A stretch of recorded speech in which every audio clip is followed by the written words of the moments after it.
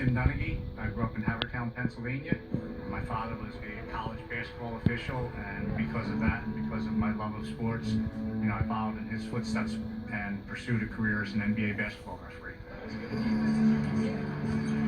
The NBA is a much different game, if you will, from high school and college. Even though a lot of the rules are written the same, they're not enforced the same. I started the referee, based on the rules and how they're written in the rule book. Tim Donaghy, the rookie official, is calling it very tight here in the early going. A lot of offensive fouls and picks, so they're calling it by the rule book. Unfortunately, I saw some people that were moving up a little bit quicker than me. I learned from the veterans that there's a certain craft and a certain way that you have to do things in order to advance.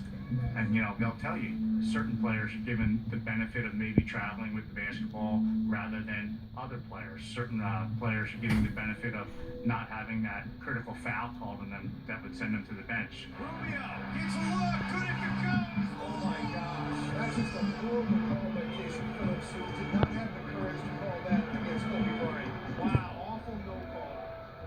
It's probably about 50-50 when you look at calls that are enforced by the rule book and then calls that are made or not made based on star treatment, pressure from coaches at certain times. What changed those last few minutes for you guys? You guys are the whistles.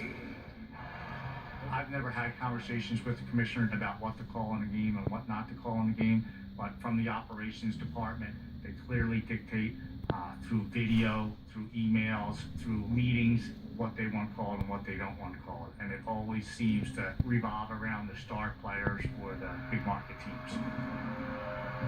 Kobe Bryant's a star in this league. He puts a lot of people in the stands, he sells a lot of sneakers, and he sells a lot of jerseys. And the fans paid an enormous amount of money to sit in those courtside seats, and they want those type of players on the floor. That's who they came to see. The bottom line is it's more of a form of entertainment than an actual athletic competition.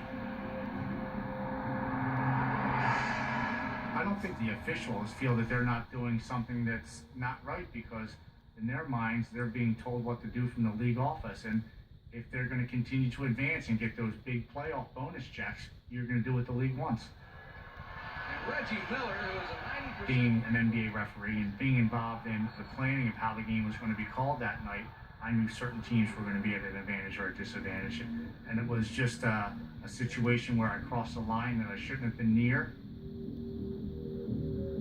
Never forget when the first situation arose, a friend of mine was looking at the lines in the NBA games, and he just asked me to help him pick some winners. And I remember I was looking at the master schedule of referees that night, and I knew who was refereeing certain games, and I picked some games for him, and the games did very well, and he called me the next day, and we just had a frank conversation. I knew a certain line was way off, or I knew a certain referee was going to give special treatment to a certain owner, team, or individual player. So I passed that information along to my buddy, and he was kind of shocked that I could predict the outcome of a game.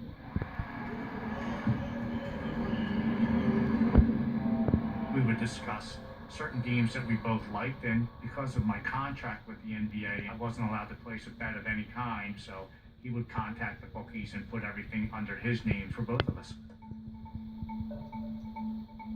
It got to the point where we were gambling probably 3 or 4 games a week in the NBA. As time went on, I started to feel guilty about doing it, and basically I wanted to stop. What I didn't realize is my good friend was passing this information along to people that were associated with organized crime, and they were basically betting an enormous amount of money based on the information that I was giving him. They picked me up outside a hotel in Philadelphia and basically took me for a ride in the car and made it known that they had been getting that information and pics were going to continue to come. And if not, somebody would visit my wife and kids down in Florida.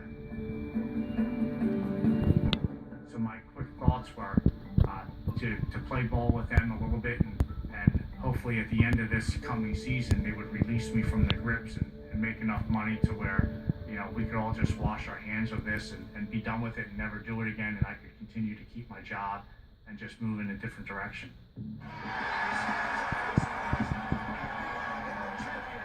What happens is the season ends. I'm back home in Sarasota, Florida, getting ready to play golf.